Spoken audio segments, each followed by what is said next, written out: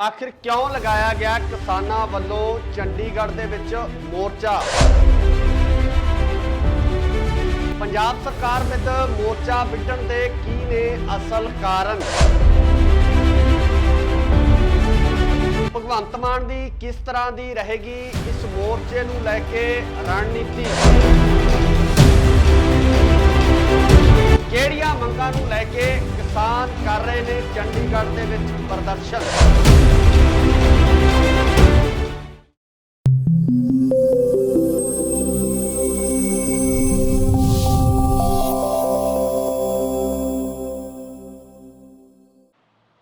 सत श्री अकाल जी, तुसीं देख रहे हो इंडोस टीवी आस्ट्रेलिया ते मैं हाँ गुरइकबाल सिंह। असीं सारे जानते हैं कि दिल्ली दे विच लगभग 1 साल का समा किसानां वल्लों मोर्चे लगा के रखे गए ते इस मोर्चे दे विच लगभग 700 तो ज़्यादा किसान ने जिहड़े वो शहीद हो गए सी। सो इस दौरान हुण एक बार फिर उस तरह का मोर्चा, जिस तरीके का मोर्चा दिल्ली दे विच लगाया गया सी, उस तरह का मोर्चा पंजाब की राजधानी चंडीगढ़ दे विच लगन जा रहा है। आखिर की ने वो मंगां जिन्हां मंगां नूं लैके किसान आगूआं नूं मजबूर होना पिया कि वह भगवंत मान सरकार के खिलाफ चंडीगढ़ दे विच मोर्चा खोलन। इन्हां सारियां मंगां दी असीं तुहानूं जानकारी देवांगे, पर उस तो पहला तुहानूं दस दईए कि हुण तक दे हालात की ने, चंडीगढ़ दे विच किस तरह के हालात ने, कल दी रात जिहड़ी गुजरी आ, किसानां दी रात किस तरह की गुजरी आ, वो सारी जानकारी तुहानूं देवांगे। कल शाम तक दीयां रिपोर्टां सन कि बैरीकेटिंग तोड़ के किसान अगे वध रहे ने। जट दा गड्डा कहे जाने वाले ट्रैक्टर ट्रालियां दे उपर किसान जथेबंदियां दे जिहड़े नुमाइंदे ने वो बैरीकेटिंग तोड़ के चंडीगढ़ ते मोहाली पुलिस नूं चकमा दे के चंडीगढ़ दे विच दाखल हो रहे ने। इस तरह दी खबरां कल शाम तक आ रही सन। हुण किसान अपने पक्के मोर्चे लगा के इस बॉर्डर दे उपर बैठ गए ने। बॉर्डर दे उपर किसानां वल्लों अपने मोर्चे गढ़ दिते गए ने कि पंजाब दे लोग जिवें दिल्ली दे विच साथ दिता गया, जिवें दिल्ली दे विच मोर्चा लगाया गया, कि उस तरीके नाल इत्थे भी पंजाब दे लोग साथ देणगे। इस मोर्चे की भी जिहड़ी शमूलीयत है आम लोगों वालों की जाऊगी, ये वड्डे सवाल ने, क्योंकि डिपेंड करता है कि आखिर किसानां वालों किस तरह दीयां मंगां सरकार अगे रखीआं गईआं ने, किहड़ियां मंगां नूं लैके जिहड़े किसान आगू ने अपणियां जथेबंदियां दे वर्करां नाल जिहड़े हैगे चंडीगढ़ पहुंचे ने। यह वड्डा सवाल। असीं तुहानूं पहलां दस दें कि आखिर किहड़ियां मंगां ने जिन्हां नूं लैके किसान आगू चंडीगढ़ पहुंचे है।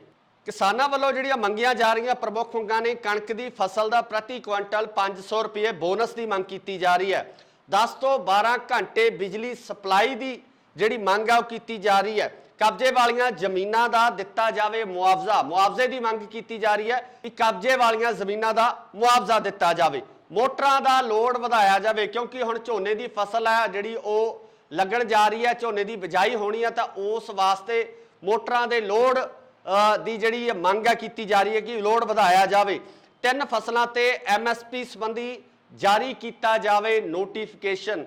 जिहड़ी MSP दे विच जिहड़ियां 3 फसलां लईआं गईआं ने उन्हां संबंधी एक निर्देश जारी किया जावे, लिखत निर्देश जारी किया जावे।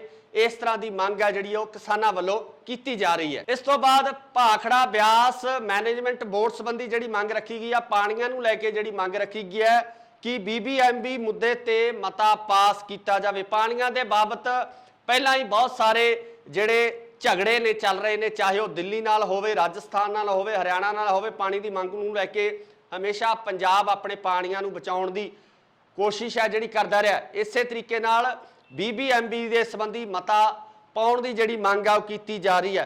कंढी अते सरहदी खेत्र विच किसानां दीयां समस्यावां दा हल किया जावे। जिहड़े लोग जां जिहड़े किसान सरहदी खेत्र दे विच सरहदां दे नेड़े बैठे ने, उन्हां नूं आ रहीआं मुश्किलां ने, चाहे उन्हां दी फसल नूं कट्टण नूं लैके मुश्किलां आउंदियां, जां जिहड़े इलाके कंढी तार तो अगले पासे जाके फसल बीजी जाती है, उन्हां किसानां दीयां समस्यावां नूं हल करन दी जिहड़ी मंग है वो किसान आगूआं वालों की जा रही है। सो इत्थे तुहानूं दस दईए कि जिहड़ियां किसान जथेबंदियां कल चंडीगढ़ मोहाली बॉर्डर के उपर पहुंचे ने, उन्हां दे विच अगवाई जिहड़ी करन वाले किसान आगू सन, उन्हां दे विच जगजीत सिंह डल्लेवाल, सरजीत सिंह फूल अते सरसा साहब वो सारे मौजूद सन। होर भी बहुत सारियां इन्हां दीयां सहयोगी जथेबंदियां जिहड़ियां इस समय मौजूद सन। किसानां वालों कल रात सड़कों के उपर जिस तरीके नाल दिल्ली दे विच सड़कों ते बैठे सन, उस तरह ही ਜਿਹੜਾ ਮੋਹਾਲੀ ਚੰਡੀਗੜ੍ਹ ਬਾਰਡਰ ਦੇ ਨਜ਼ਦੀਕ ਸੜਕਾਂ ਦੇ ਉੱਪਰ ਰਾਤ ਕੱਟੀ ਗਈ ਆ। ਸੜਕਾਂ ਤੇ ਹੀ ਜਿਹੜਾ ਕੱਲ ਰਾਤ ਜਿਹੜੀ ਬਿਤਾਈ ਗਈ ਆ। ਸਵੇਰ ਦਾ ਮਾਹੌਲ ਆ ਜਿਹੜਾ ਉਸੇ ਤਰ੍ਹਾਂ ਦਾ ਮਾਹੌਲ ਇੱਕ ਵਾਰ ਫੇਰ ਦੇਖਣ ਨੂੰ ਮਿਲ ਰਿਹਾ ਹੈ। ਜਿਸ ਤਰੀਕੇ ਨਾਲ ਦਿੱਲੀ ਦੇ ਵਿੱਚ ਸਵੇਰ ਦੀ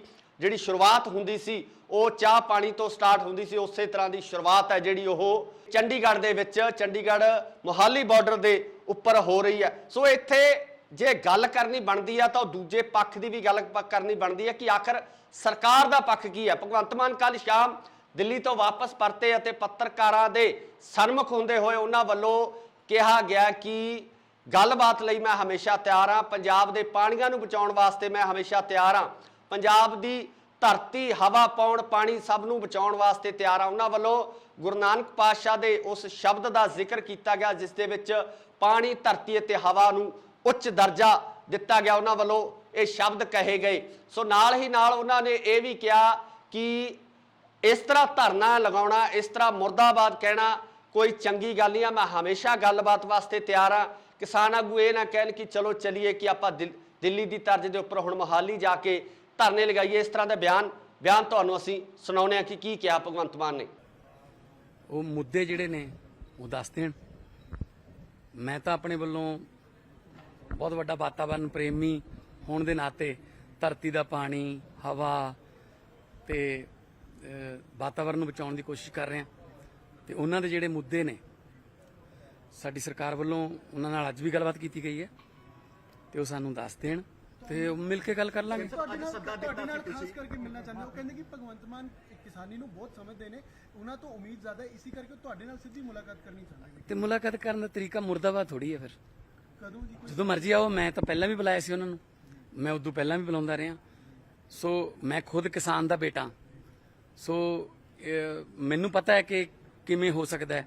18 ਜੂਨ ਤੇ 10 ਜੂਨ 'ਚ ਕੀ ਫਰਕ ਹੈ।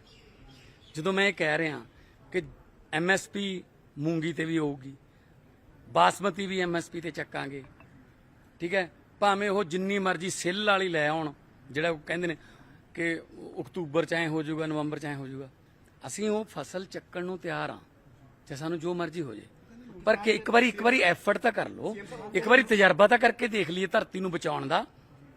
ਤਾਂ ਹਰ ਗੱਲ ਦਾ ਮਤਲਬ ਮੁਰਦਾਬਾਦ ਥੋੜੀ ਹੁੰਦਾ। ਉਹ ਕਹਿੰਦੇ ਤੁਸੀਂ ਆਸ਼ਵਾਸਨ ਦੇ ਦਿਓ। ਸੋ ਇਸ ਪੂਰੇ ਮਾਮਲੇ ਦੇ ਵਿੱਚ ਸਭ ਤੋਂ ਵੱਡੀ ਗੱਲ ਹੈ ਜਿਹੜੀ ਦੇਖਣ ਵਾਲੀ ਇਹ ਹੋਊਗੀ ਕਿ ਆਖਿਰ ਗੱਲਬਾਤ ਕਿਸ ਨਤੀਜੇ ਤੇ ਪਹੁੰਚਦੀ ਹੈ। ਕਿਸਾਨ ਆਗੂਆਂ ਤੇ ਸਰਕਾਰ ਦੇ ਵਿੱਚ ਚੱਲਣ ਵਾਲੀ ਗੱਲਬਾਤ ਦਾ ਨਤੀਜਾ ਕੀ ਆਉਂਦਾ, ਇਹ ਸਭ ਤੋਂ ਵੱਡੀ ਗੱਲ ਹੋਵੇਗੀ। ਪਰ ਜਿਸ ਤਰੀਕੇ ਨਾਲ ਮੁੱਖ ਮੰਤਰੀ ਭਗਵੰਤ ਮਾਨ ਵੱਲੋਂ ਜਿਹੜਾ ਇਹ ਬਿਆਨ ਮੀਡੀਆ ਦੇ ਸਾਹਮਣੇ ਦਿੱਤਾ ਗਿਆ, ਉਸ ਤੋਂ ਇੱਕ ਵਾਰ ਇਹੀ ਨਜ਼ਰ ਆਉਂਦਾ ਕਿ ਭਗਵੰਤ ਮਾਨ ਕਿਸਾਨਾਂ ਦੀਆਂ ਹਰ ਤਰ੍ਹਾਂ ਦੀ ਮੰਗ ਨੂੰ ਮੰਨਣ ਵਾਸਤੇ ਤਿਆਰ ਨੇ।